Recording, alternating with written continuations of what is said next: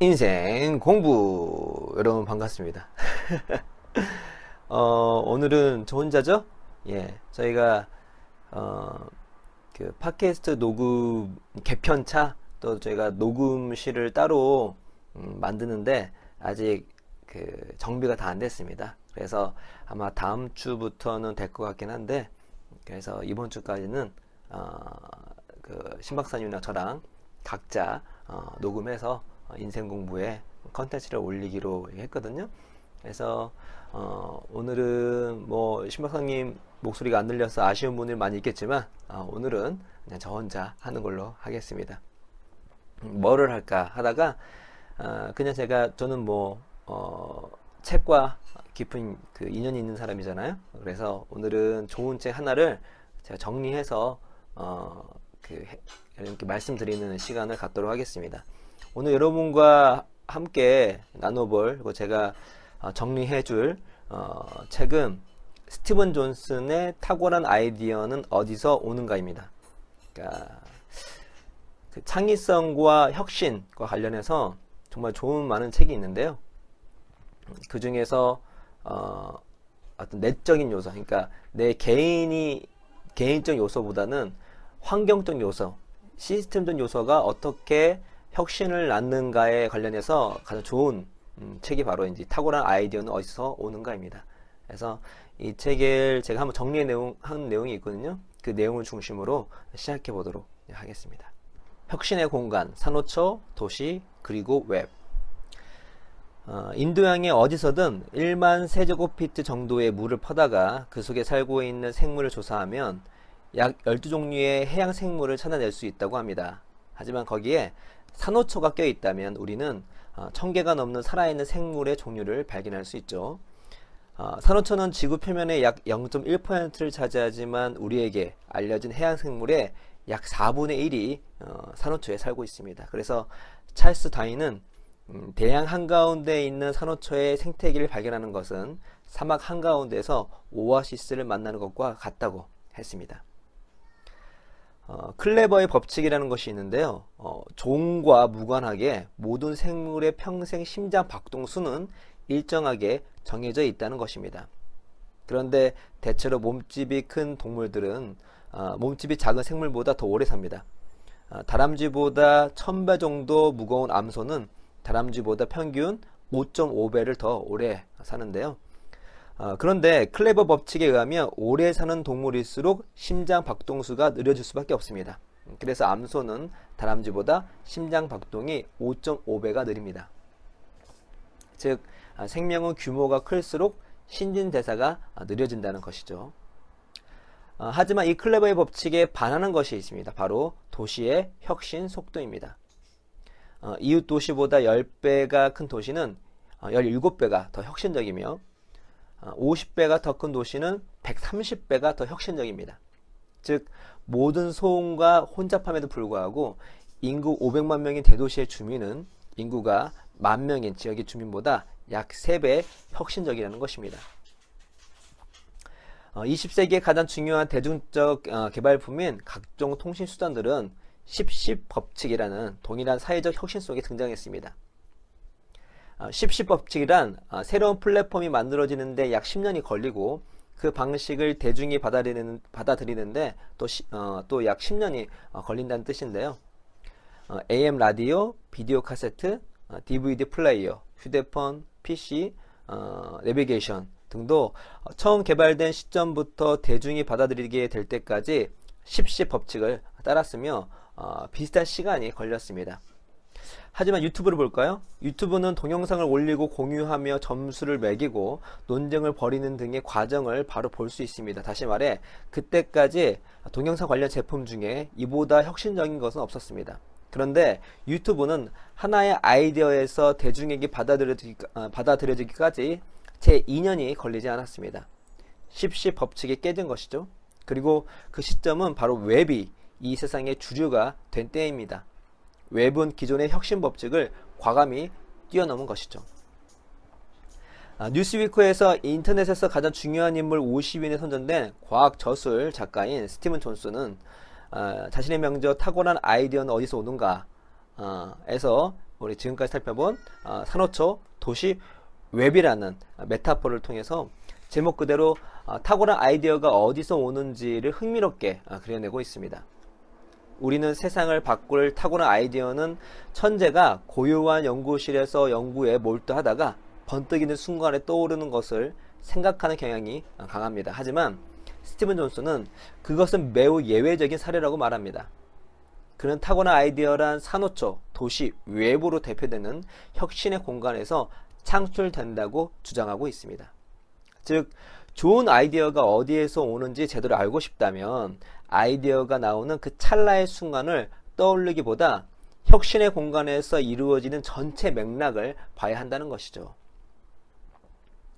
스티븐 존슨은 700년 역사에 등장한 200개의 탁월한 아이디어를 분석한 결과 탁월한 아이디어는 혁신의 공간에서 7가지 주요 패턴으로 탄생한다는 것을 발견했습니다. 그리고 이를 바탕으로 우리가 일하고 배우며 살아가는 공간을 산호초처럼, 웹처럼, 도시처럼 만들 수 있다면 더 빠르고 더 풍성한 아이디어를 얻을 수 있다고 말합니다. 혁신의 공간에서 탁월한 아이디어가 등장하는 7가지 패턴은 인접 가능성, 유동적 네트워크, 느린 예감, 뜻밖의 발견, 실수, 굴절 적응, 플랫폼입니다. 이제부터 하나씩 자세히 알아보도록 합시다. 인접 가능성. 진화론을 연구하는 학자들은 생명체가 없던 지구는 암모니아, 메탄, 물, 이산화탄소, 약간의 아미노산, 기타 간단한 유기화합물 등이 대부분을 차지하고 있었다고 합니다. 그리고 이들 각각의 다른 분자들은 서로 충돌하면서 자연스럽게 새로운 결합을 만들어냈습니다. 예를 들어 메탄과 산소가 결합해 포름알데히드와 물을 만들었습니다. 이러한 1차적 결합들을 통해서 진화론자들은 생명의 탄생을 그려내고 있습니다. 과학자 스튜어트 카우프만은 이러한 1차적 결합들을 인접 가능성이라고 했습니다. 인접 가능성은 창조의 잠재력을 말하지만 동시에 변화와 혁신의 한계도 이야기해주고 있습니다.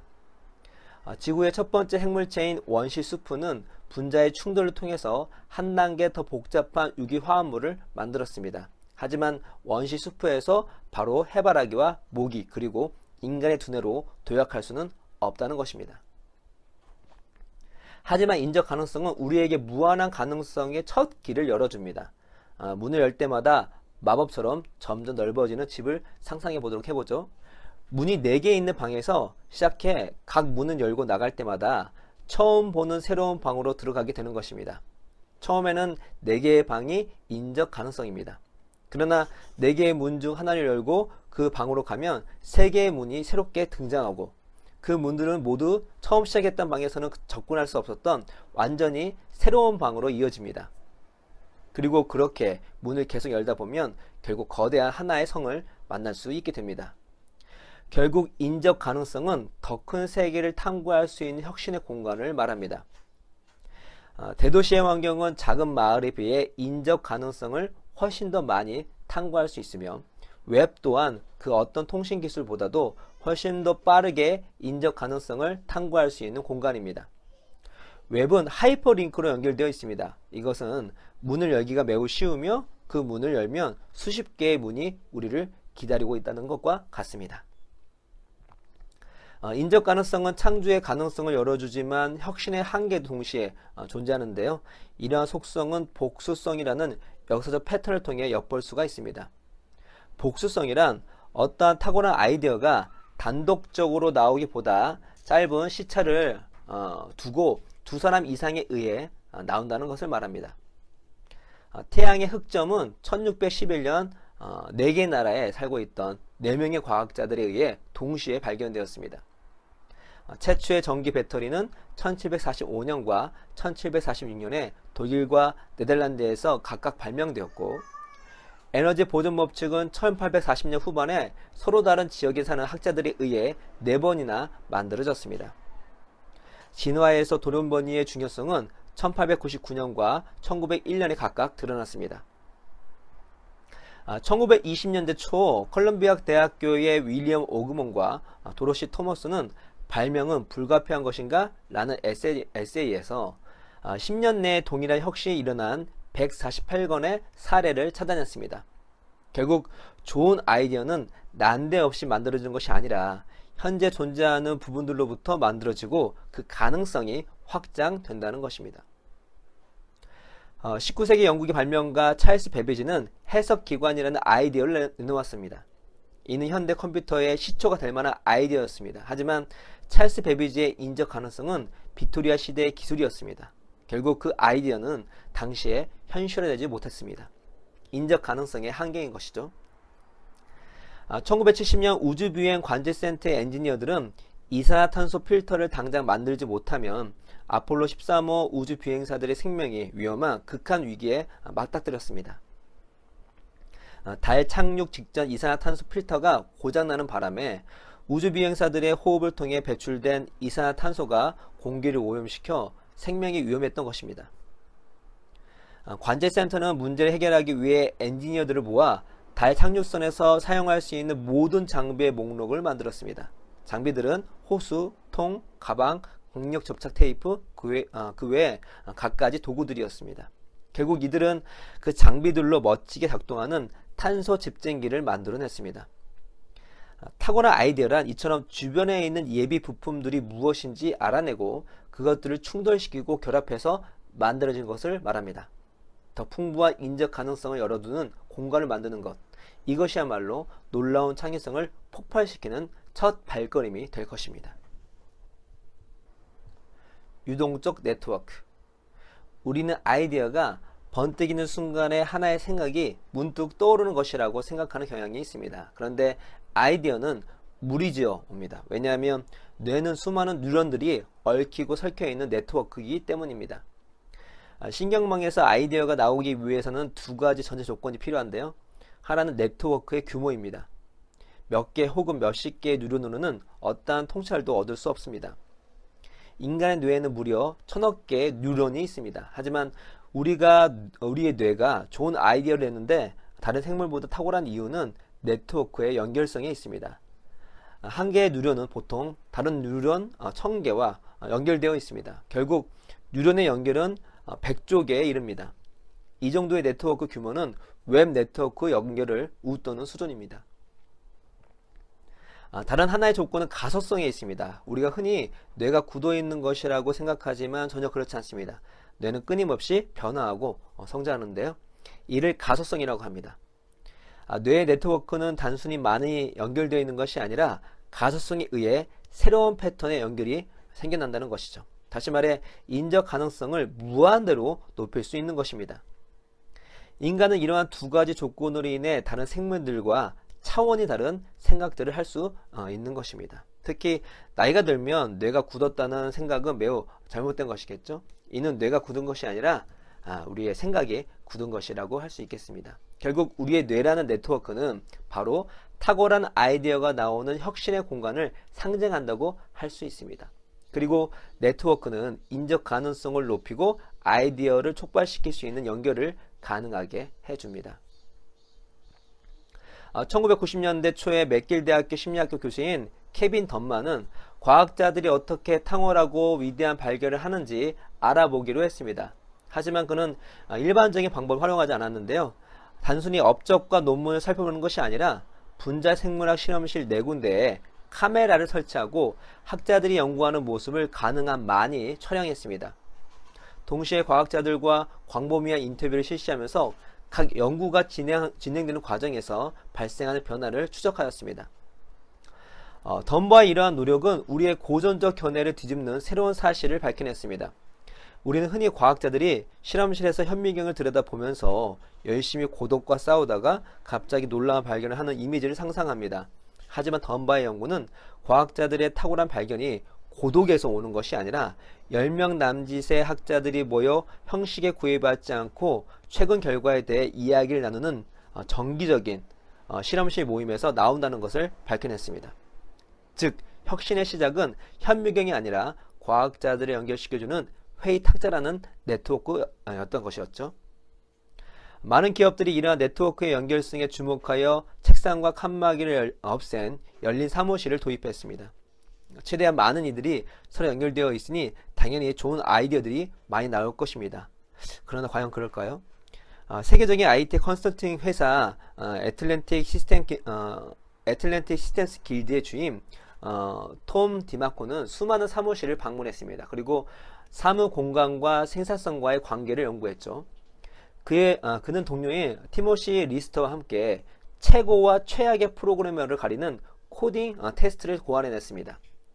이 테스트에는 92개 회사의 개발자 600명이 자신의 사무공간에 코딩 프로그램을 설치하고 참가했습니다. 테스트 결과 최고 프로그래머 그룹과 최악 프로그래머 그룹은 성과가 10배나 차이가 났습니다. 또한 최고 프로그래머 그룹은 중간 그룹에 비해 2.5배의 성과를 냈습니다. 과연 이들의 성과를 갈라놓은 것은 무엇이었을까요? 연구 결과 우리가 보통 생각할 수 있는 경력, 연봉, 테스트에 투자한 시간 등은 성과 차이를 전혀 설명해 주지 못했습니다. 경력이 2년이든 10년이든 별 차이가 없었고, 심지어 중간 그룹은 최악의 그룹에 비해 성과가 2배나 높았지만 연봉은 10%나 적게 받았습니다. 또한 최고의 프로그래머들은 테스트에 들인 시간도 적었습니다. 그런데 테스트 결과에서 한 가지의 패턴이 눈에 띄었는데요. 성적이 좋은 프로그래머들은 같은 회사 사람들이 많았던 것입니다. 그렇다면 이들이 서로의 힘을 합친 것일까요? 아닙니다.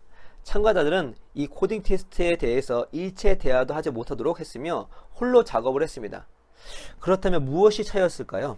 바로 톰 디마코가 처음에 테스트를 기획할 때의 의도와 같았습니다. 최고의 성과를 낸 사람들 중 62%가 업무 공간에서 사생활이 어느 정도 보장된다고 말했습니다. 반면 최악의 성과를 낸 사람 중에는 고작 19%만이 사생활이 어느 정도 보장된다고 말했습니다. 최고의 성과를 낸 그룹 중 38%만이 테스트 도중에 주변에 불필요한 방해가 자주 있었다고 말한 반면에 최악의 성과를 낸 그룹은 무려 79%나 주변에서 불필요한 방해를 겪었다고 했습니다. 결국 생산성이 높은 프로그래머들은 사생활, 개인 공간, 물리적 환경을 통제할 자유, 방해받지 않을 권리를 준 회사의 직원들이었습니다. 이 연구는 단순히 연결이 많다는 것만으로는 안되며 어떻게 연결되어 있는가가 매우 중요하다는 것을 보여주고 있는데요. 컴퓨터 과학자 크리스토퍼 랭턴은 1980년대의 혁신적인 시스템은 혼돈의 가장자리로 이끌리는 경향이 있다고 말했습니다. 혼돈의 가장자리란 매우 경직된 질서와 무정부 상태 사이의 비옥한 구역을 말합니다. 그래서 랭턴은 이러한 네트워크 상태를 고체, 액체, 기체로 표현했는데요. 기체는 혼돈이 지배하며 새로운 패턴이 나오기 전에 붕괴됩니다. 또한 고체는 질서가 지배합니다. 어떤 의미 있는 변화를 볼 수가 없는 것이죠. 액체가 바로 랭턴이 말한 혼돈의 가장자리입니다. 분자들 사이에 새로운 패턴을 형성하지만 그렇다고 시스템 자체가 불안정한 것이 아니기 때문에 그 새로움이 붕괴되지 않습니다. 그래서 액체 같은 유동적 네트워크 상태가 되어야 진정한 혁신의 공간이 되는 것입니다. MIT의 빌딩 20은 대부분의 대학교 건물처럼 벽도 있고 문도 있고 사무실도 있었습니다. 하지만 새로운 아이디어가 생길 때마다 그 공간은 복잡한 절차 없이 새로운 형태를 갖출 수 있었습니다. 그리고 이 건물에서 획기적인 아이디어가 분출되었으며 노암 촘스키의 언어학부, 디지털 이퀄먼트, 보세 어쿠스틱 같은 비범한 조직들을 탄생시켰습니다. 애플의 본사 또한 부서마다 닫힌 개인 공간이 있었지만 화장실과 휴식 공간들을 건물 중앙에 만들어 서로가 부딪히고 연결되게 만들었습니다. 바로 이것이 유동적 네트워크입니다. 인도의 지혜자이자 시인인 칼린 지브란의 시 문구가 떠오릅니다. 유동적 네트워크를 이만큼 아름답게 표현한 이가 있었을까요? 함께 이때 거리를 두라. 그래서 하늘의 바람이 너희 사이에 춤추게 하라.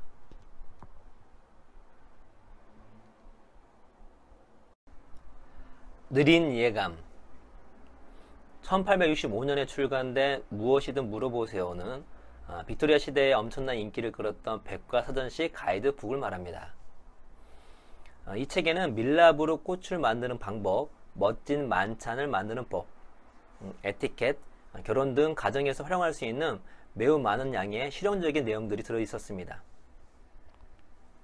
그리고 그중 한 권은 100년 넘게 살아남아 런던 교회의 어느 집 서재에 꽂혀 있었습니다. 그 집에 살던 아이는 어려서부터 이 책에 호기심이 많았는데요. 수많은 시간을 정보의 바다에서 헤엄치면서 엄청난 정보를 탐험한다는 경이로움이 아이의 가슴 속에 새겨졌습니다. 그 아이는 10년 후 스위스의 한 연구소에서 소프트웨어 컨설턴트로 일했습니다. 처음에 그는 수많은 정보의 흐름과 복잡한 조직에 압도되었습니다. 그래서 업무 이외의 시간에 사내의 모든 자료를 추적할 수 있는 응용 프로그램을 개발하기 시작했습니다. 그리고 그 프로그램의 이름을 어릴 적 집에서 보았던 백과사전을 따라 인콰이어로 정했습니다. 인콰이어는 사람들이나 프로젝트에 대한 정보의 덩어리들을 서로 연결된 네트워크로 만들어 필요한 정보를 쉽게 접할 수 있게 했습니다. 그러나 그는 다른 업무를 맡게 되면서 이 프로그램의 개발에서 손을 떼게 되었고 몇 년 후에야 새로운 버전을 개발하기 시작했습니다. 이 프로그램에 탱글이라는 이름을 붙였지만 진행이 순조롭지 못했습니다. 그는 그로부터 10년이 지나서야 하이퍼텍스트 링크를 이용해 서로 다른 컴퓨터에 저장되어 있는 서류들을 연결하는 야심찬 계획을 세우고 프로그램을 만들게 됩니다. 그리고 이 프로그램의 이름을 월드 와이드 웹이라고 불렀습니다. 오랜 시간에 걸쳐 세상을 완전히 새롭게 바꿀 웹을 창시한 그는 팀 버너스-리였습니다. 팀 버너스-리는 이렇게 말했습니다. 기자들은 항상 나에게 하루아침에 웹을 만들게 한 사건은 무엇이었는지 묻습니다. 그리고 내가 바로 이거야 하는 순간이 없었다고 말하면 그들은 당황스러워합니다. 하지만 웹의 발명은 오랜 시간에 걸친 깨달음으로 가능했던 일입니다.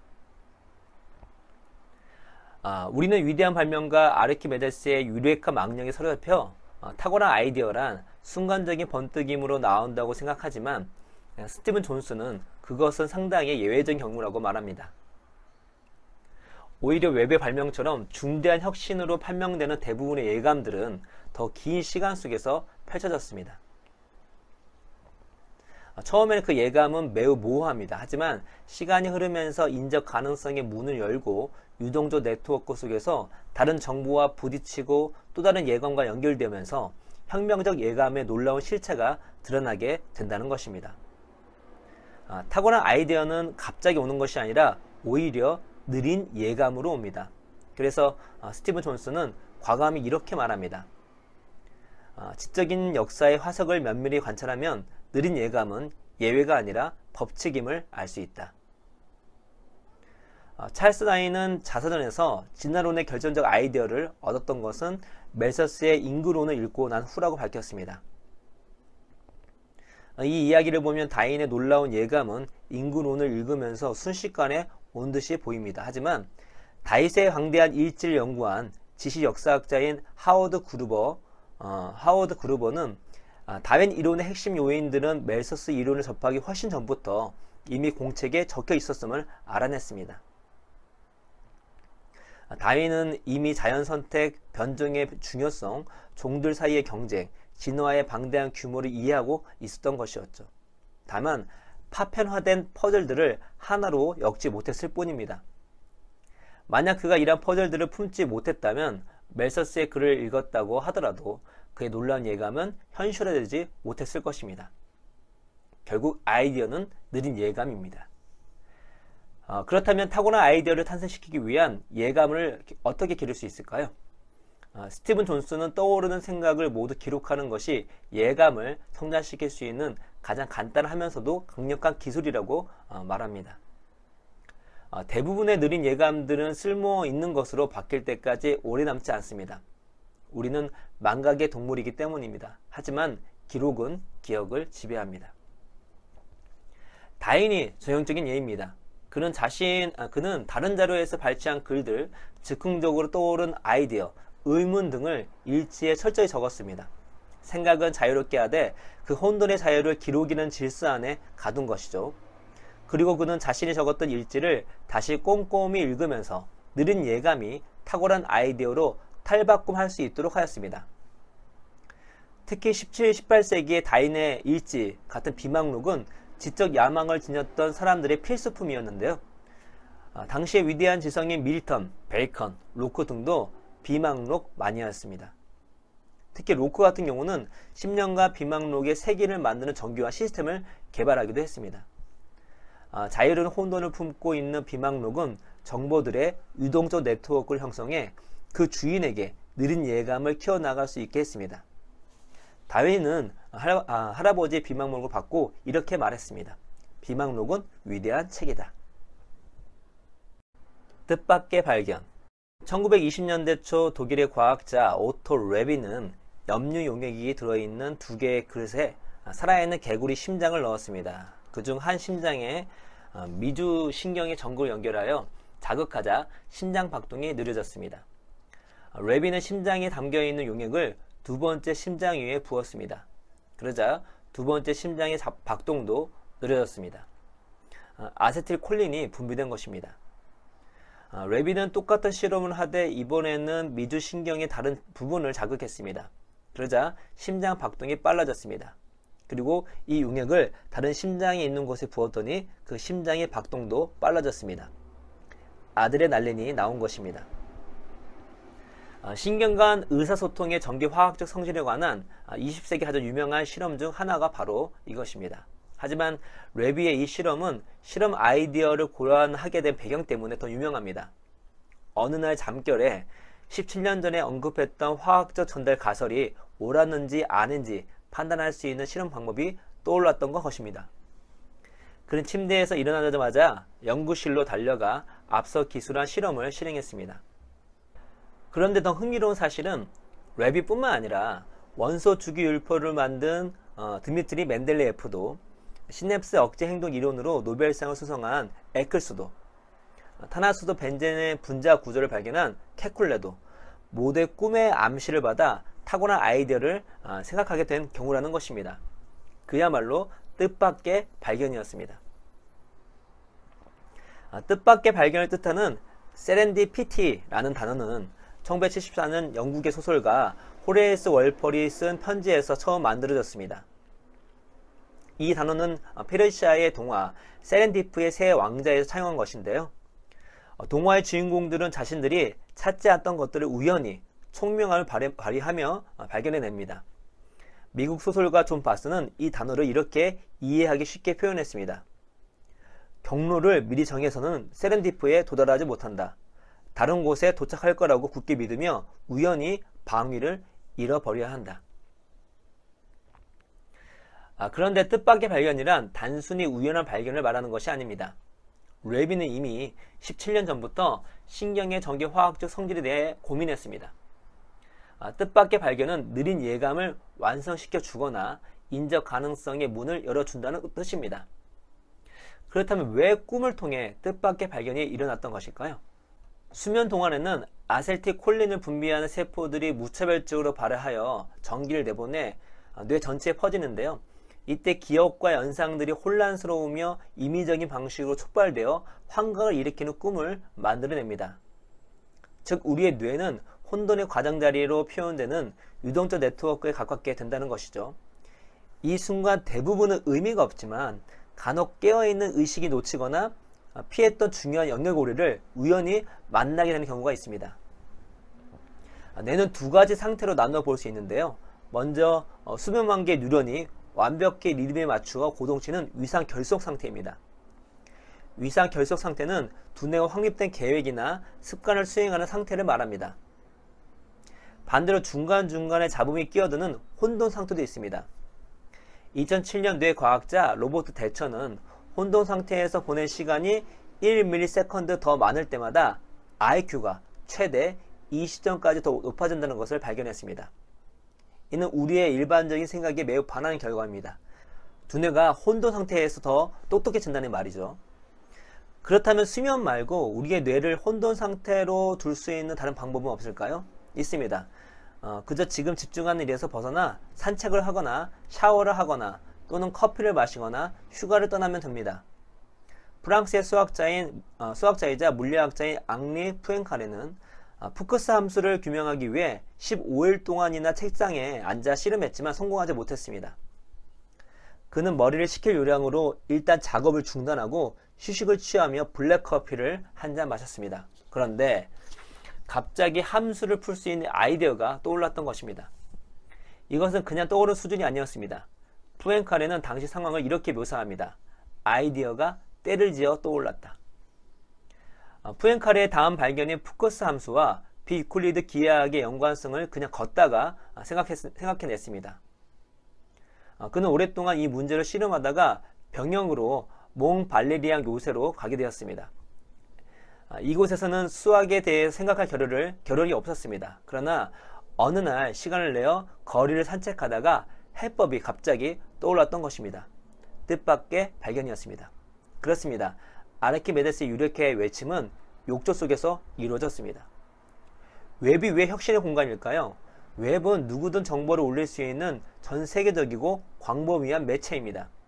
또한 하이퍼텍스트의 구조로 되어 있어서 빛의 속도로 신문기사에서 백과사전으로, 백과사전에서 논문으로 옮겨갈 수 있습니다. 다시 말해 웹은 뜻밖의 발견이 무수히 일어날 수 있는 최적의 공간이라는 것입니다. 아무리 생각해도 아이디어가 떠오르지 않을 때 책상에서 그리고 현장에서 떠날 필요가 있습니다. 그리고 걸으면 됩니다. 다른 곳에 도착할 거라 굳게 믿으며 길을 잃어버리면 됩니다. 뜻밖의 발견이 우리를 기다리고 있을 테니 말이죠. 실수. 그 장치가 어째서 작동되었는지 몰랐어요. 그냥 작동이 되더라고요. 1910년 포리스트가 한 말입니다. 이 말의 진정한 의미를 알기 위해서는 그로부터 10년 전으로 돌아가야 합니다. 19세기에서 20세기로 바뀌던 때에 무선 전신술 분야에 혁신을 가져오고자 노력했던 27살의 포리스트에게 불꽃 간극 송시기는 가장 중요한 기기였습니다. 헤르츠와 마르코니도 전자기 스펙트럼을 처음 탐구할 때 불꽃 간극을 이용했습니다. 그는 3년간의 연구 끝에 이전에 그 누가 만들었던 것보다 더 훌륭한 기체 불꽃 무선 탐지기를 만들었습니다. 그러나 아직 유용한 도구를 만들었을 뿐 훌륭한 발명은 나오지 않았습니다. 1903년 포리스트는 기체가 가득 찬 유리 전구 속에 2개의 전극을 설치하는 일련의 실험을 시작했는데요. 그러나 실험은 실패로 돌아갔습니다. 그는 계속되는 실패에도 불구하고 포기하지 않고 실험 모델을 변경해 나가기 시작했고 몇 년 뒤에는 전구 속에 3번째 전극을 설치하는 아이디어를 떠올렸습니다. 그리고 그는 드디어 3극 진공관을 만들게 됩니다. 3극 진공관은 1910년대에 대량 생산이 시작된 진공관의 기초가 되었습니다. 라디오, 전화기, TV 등 20세기 전반의 통신혁명들은 모두 신호를 증폭시키는 포리스트의 3극 진공관의 변형이었습니다. 그런데 여기서 흥미로운 사실이 하나 있습니다. 포리스트는 10년 넘게 매진했던 자신의 발명에 대해 근본적으로 완전히 잘못 이해하고 있었던 것입니다. 불꽃 간극 송신기와 가스 등의 불꽃 사이에 이루어지는 특이한 커뮤니케이션은 전자기 스펙트럼과 전혀 상관이 없고 가스 등의 불꽃은 불꽃 간극 송신기가 내는 평광 음파에 반응한 것입니다. 포리스트는 가스 불꽃이 무선 신호를 감지한다고 오해했던 것이죠. 하지만 그 실수가 포리스트를 밀어낸 원동력이 되었습니다. 그런데 역사적으로 볼 때 이런 실수가 느린 예감과 만나 뜻밖의 발견을 만들어내는 경우가 상당히 많습니다. 알렉산더 플레밍이 페니실린의 의학적 효능을 발견하게 된 것은 포도상 구균의 배양균에 우연히 침투된 곰팡이 때문이었습니다. 파스테르도 중간에 다른 연구를 하느라 닭 콜레라 배양균을 몇 개월간 방치했다가 다시 그 배양균을 닭에 주입하자 닭이 콜레라에 앓긴 했지만 쉽게 회복되는 것을 발견했습니다. 이로 인해 그는 백신 접종으로 전염병을 예방할 수 있다는 면역학 발전의 토대를 마련했습니다. 루이 다게르는 요오드로 처리한 음판에 상을 얻어내기 위해 몇 년 동안 노력했지만 실패를 거듭했습니다. 그러던 어느 날 그는 우연히 화학물질이 들어있는 캐미셋에 음판을 넣어두었다가 놀랍게도 다음날 수은이 들어있는 병에서 나온 김이 음판 위에 완벽한 상을 만들어내는 것을 발견하게 되었습니다. 이렇게 해서 현대사진의 전신이 탄생하게 되는 것이죠. 윌슨 그레이트 배치 또한 실수로 고장난 전기 저항기를 사용해서 세계 최초의 심장 박동 조율기를 만들어냈습니다. 그는 5년 넘게 심장 박동 신호 전달에 대해 고민했던 차였습니다. 느린 예감과 실수가 멋지게 조우한 것이죠. 그래서 영국의 발명가이자 경제학자였던 윌리엄 스탠리 제본즈는 자신의 저서 과학과 원칙에서 이렇게 말했습니다. 위대한 사람은 덜 열성적인 사람에 비해 실수를 많이 한다. 위대한 발견을 한 선구자들은 이른바 생산적이지 않았습니다. 그저 좋은 아이디어든 나쁜 아이디어든 많이 생산했고 다양한 방법으로 도전을 많이 한 만큼 실수도 많이 했기 때문입니다. 이들의 지난한 사고 흐름에는 불쑥 잡음이 들어왔던 것이죠. 지금으로부터 약 30년 전에 버클리 대학교의 심리학 교수인 첼렌 네메스는 창의성에 대해 더 깊게 연구하기 위해 자유연상에 관한 일련의 실험을 실시했습니다. 실험 참가자들에게 한 가지 색으로 되어 있는 슬라이드를 보여준 후 어떤 색인지 평가하게 했습니다. 그리고 자신이 보았던 색을 기반으로 자유연상을 해보라고 했죠. 그러자 단 20%만이 창조적인 자유연상을 했습니다. 이후 네메스는 실험에 작은 변형을 주었습니다. 몇 그룹에게 동일한 슬라이드를 보여주었는데 이번에는 각 그룹에 몰래 배우들을 들여보내 매우 엉뚱한 답을 하게 한 것입니다.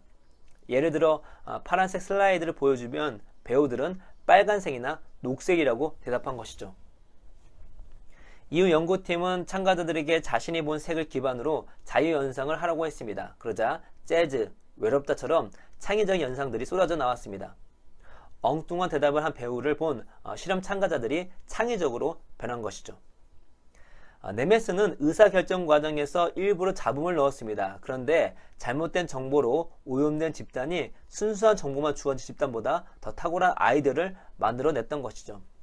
그는 배심원단, 중역회의실, 학술세미나 등 10가지 이상의 다른 환경에서 동일한 현상이 작용한다는 것을 입증했습니다. 자, 그렇다면 혁신의 공간이란 어떤 모습이겠습니까? 실패할 실수가 기꺼이 용납되는 공간이고 엉뚱한 아이디어들이 마음껏 활개를 칠 수 있는 공간이며 반대 의견이 스스럼 없이 표출되는 공간입니다. 또한 업무에서 언제나 떠나 휴식을 취할 수 있는 공간, 자기 혹은 자신의 몸달고 있는 집단과 다른 색깔을 가진 사람, 집단 콘텐츠를 접할 수 있는 공간이기도 합니다. 유동적 네트워크 안에서 느린 예감이 실수와 만날 때 인적 가능성의 새로운 문이 열리고 뜻밖의 발견이라는 달콤함을 맛볼 수 있는 것입니다. 실수는 진실과 맞닿아 있습니다. 굴절 적응. 1971년 스티븐 제이 굴드와 엘자베스 브르바는 굴절 적응이라는 논문을 발표했는데요. 굴절 적응이란 하나의 유기체가 특정 용도에 적합한 한 가지 특성을 발전시키고 이후에 그 특성이 전혀 다른 기능으로 이용되는 것을 말합니다. 예를 들면 새 깃털은 처음에는 추운 날씨를 보호하려고 했던 것이 하늘을 나는 용도로 변했습니다. 저자들은 굴절 적응에 대해서 다음과 같은 멋진 비유를 했는데요.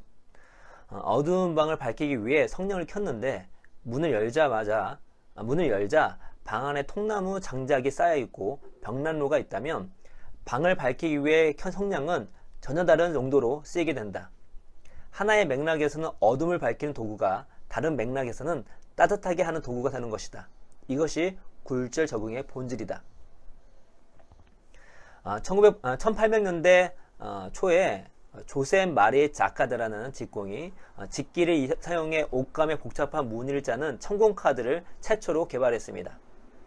그로부터 수십 년 후 찰스 베비지는 이것으로 해석기관의 프로그램을 짰고 이후 천공카드는 1970년대까지 컴퓨터에 매우 중요한 역할을 하게 되는데요. 포리스트의 삼국 진공관은 처음 의도와는 전혀 다르게 수소폭탄을 만드는 문제에도 쉽게 적용되었습니다. 창조성의 역사에서 굴절 적응의 사례라고 할 수 있겠죠. 그러나 굴절 적응의 가장 대표적인 사례를 들자면 월드 와이드 웹일 것입니다. 팀 버너스-리는 원래 하이텍스트 방식 형식으로 연구 내용을 공유하는 플랫폼을 만들려고 했습니다. 하지만 이 플랫폼이 세상 밖으로 나와 다양한 사람들과 관계를 맺자 엄청난 굴절 적응이 일어났습니다. 사람들은 이제 모두 다 알다시피 웹을 통해 쇼핑하고 사진을 공유하며 포르노를 봅니다. 수천 수만 가지의 역할로 굴절 적응이 일어난 것이죠. 구글의 페이지 랭크 또한 땡으로 보면 하이퍼텍스트의 링크를 검색의 품질을 활용함으로써 이들은 거대한 기업이 될 수 있었습니다. 과학에서는 비유적 굴절 적응이 일어납니다. 아서 퀘슬러는 창조 행위에서 다음과 같이 말했는데요. 과학적 사고의 역사에서 모든 결정적인 사건들은 서로 다른 분야들과 정신적 교차 수정의 관점에서 묘사할 수 있다. 전혀 다른 분야지만 다른 분야의 개념이 지금 현재 연구하고 있는 과학에 굴절 적응을 해 놀라운 발견을 가능하게 한다는 것입니다. DNA의 상호 보완적인 복제 시스템은 속고 반죽에 만든 자국을 툴로 이용해서 동일한 조각품을 복제하는 방식에서 연구의 힌트를 얻었습니다. 행성 운동 법칙은 종교에서 실마리를 얻었으며 그래픽 인터페이스는 사무실 환경의 비유를 빌려왔고 벤젠 분자는 그리스 신화 속의 뱀에서 굴절 적응을 했습니다. 그렇다면 타고난 아이디어를 만들기 위한 굴절 적응은 어떻게 할 수 있을까요? 답은 이미 나왔습니다. 산호초, 도시, 그리고 웹이라는 혁신의 공간을 생각하면 됩니다. 굴절 적응을 만들려면 유동적 네트워크 안에서 이질적인 것들과 끊임없이 부딪혀야 합니다. 18세기 커피하우스는 계몽주의 시대의 수많은 혁신의 토대가 되었는데요. 당시 커피하우스는 매우 다양한 인물들이 커피를 사이에 놓고 열띤 토론을 벌인 장소였습니다. 결국 그 혁신의 공간에서 전기 화학에서부터 보험산업, 민주주의에 이르기까지 많은 일들이 탄생했습니다. 포레이트는 오스트리아 빈의 집무실에서 수요일 밤마다 내과 의사, 철학자, 과학자들과 모여 토론에 불을 지피며 정신분석이라는 새로운 분과를 탄생시켰습니다. 1970년대 홈브루 컴퓨터 클럽이라는 공간의 상호 연결과 충돌은 퍼스널 컴퓨터 혁명에 불을 당겼습니다. 스티브 잡스와 스티브 워즈니악은 이 홈브루 컴퓨터 클럽에 가입하고 난 후 세계 최초의 퍼스널 컴퓨터인 애플 1을 개발하기도 했죠. 스탠퍼드 대학교 경영학 교수 마틴 루프는 스탠퍼드 대학교 졸업생들 중 기업가 766명을 인터뷰했습니다. 그리고 신제품 출시, 특허 출원 등을 결합해 혁신 점수를 매기는 정교한 시스템을 만들어 졸업생들의 사회적 네트워크를 추적했습니다. 그 결과 창조적인 사람은 자신의 조직을 넘어서는 넓은 사회적 네트워크를 가지고 있다는 것을 밝혀냈습니다. 이들은 다양한 분야의 사람들과 관계를 맺고 있었던 것이죠. 혁신적인 기업가들은 다양한 이들을 만나며 듣고 대화하면서 원래 자신과 전혀 상관없던 것들을 굴절해 자신이나 일에 적용시킵니다. 이러한 연결과 충돌은 위대한 사람들 사이에서만 일어나는 것이 아닙니다. 우리 내부에서도 일어날 수 있습니다. 위대한 발견을 한 인물들은 관심이 단순히 한 가지에 머물러 있는 편협한 전문가들이 아니었습니다. 레오나르도 다빈치, 조지프 프리스틀리, 벤자민 프랭클린, 존 스노 등 위대한 인물들은 화학, 물리학, 생물학, 신학, 정치학 등 다양한 학문들을 섭렵했고 자신이 갖고 있는 뇌라는 유동적 네트워크를 통해 놀라운 발견과 발명을 해냈습니다. DNA의 이중나선 구조는 생화학, 유전학, 정보이론, 수학, 그리고 프랭클린의 엑선 영상 등이 충돌, 굴절, 종합되어 밝혀낸 것입니다. 총균세라는 명제는 조류학, 진화생물학, 생물지리학, 역사학, 고고학과 라틴어, 그리스어, 독일어, 프랑스어, 러시아에 정통한 제러드 다이아몬드였기 때문에 가능했습니다. 굴절 적응에 대한 스티븐 제이 굴드와 엘리자베스 브로바의 예로 다시 돌아봅시다. 어두운 방을 밝히기 위해 사용했던 성냥이 통나무 장작을 쌓여있던 벽난로를 만나자 완전히 다른 용도로 바뀌었습니다. 그런데 만약 성냥으로 불 켰지만 통나무 장작과 벽난로가 없었다면 어떻게 될까요? 굴절 적응은 일어날 수 없습니다. 굴절 적응은 연결되어 있어야 합니다. 물론 성냥을 과감하게 장작 더미 위로 던지는 용기도 필요할 것입니다. 그리고 혁신은 그렇게 타오릅니다. 플랫폼. 산호섬을 처음 보았을 때 사람들은 화산 활동으로 만들어진 것이라고 생각했는데요.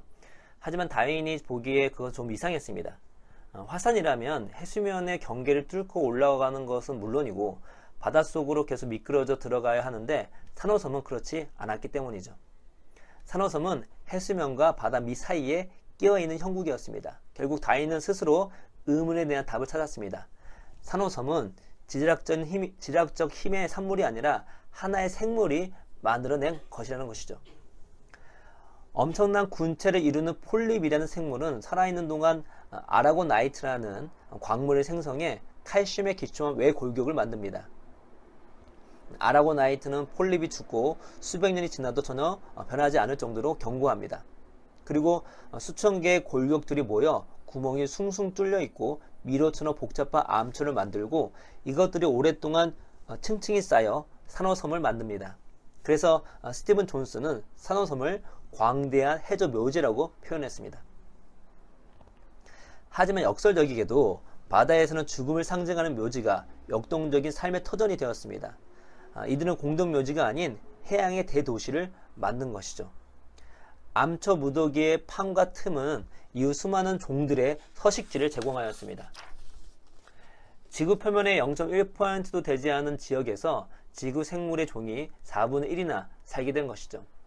그래서 다윈은 자신의 저서 비그로 항해해서 경에 차서 이렇게 말했다고 합니다. 우리는 여행자들이 피라미드와 여러 위대한 유적들의 어마어마한 크기에 대해 이야기하는 것을 들으면 매우 놀란다.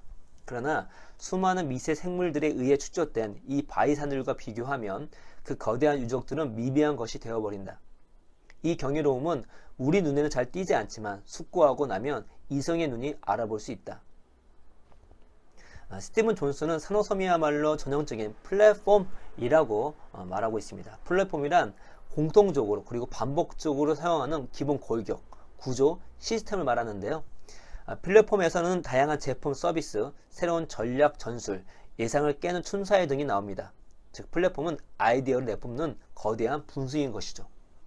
1957년 10월 7일 사상 최초의 인공위성 스푸트니크 1호가 발사되었을 때 미국은 충격에 빠졌습니다. 왜냐하면 냉전이 한참인 시절에 발사 주체가 러시아였기 때문이죠.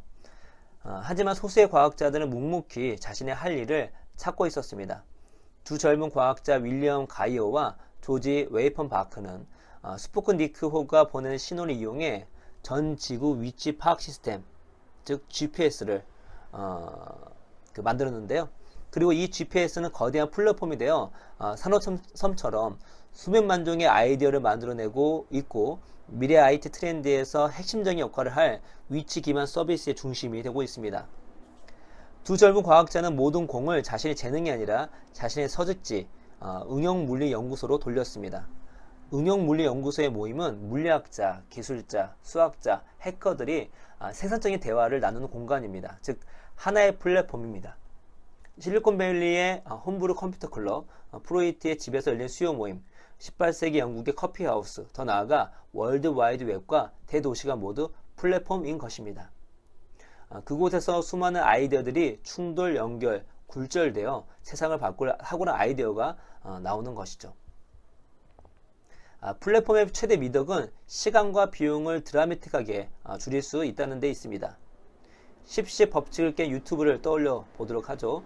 유튜브는 월드와이드 웹, 비디오 플레이백을 처리해주는 어도비의 플래시, 사용자가 비디오 클립을 자기 사이트에 올릴 수 있는 프로그래밍 언어인 자바스크립트가 없었다면 절대 6개월 만에 만들 수 없었을 것입니다. 그것도 비용도 많이 들지 않고 말이죠. 웹, 플래시, 자바스크립트는 모두 플랫폼입니다. 이들은 산호섬이 암초들의 층층이 쌓여 건설된 것처럼 세 개의 플랫폼을 층층이 쌓아 새로운 플랫폼을 탄생시킨 것이죠. 스티븐 존슨은 700년 동안 탄생한 놀라운 아이디어 200개를 시장 개인, 시장 네트워크, 비시장 개인, 비시장 네트워크라는 4개의 범주로 나누어 분석했습니다. 그랬더니 시간이 흐르면서 독특한 패턴이 발생했습니다.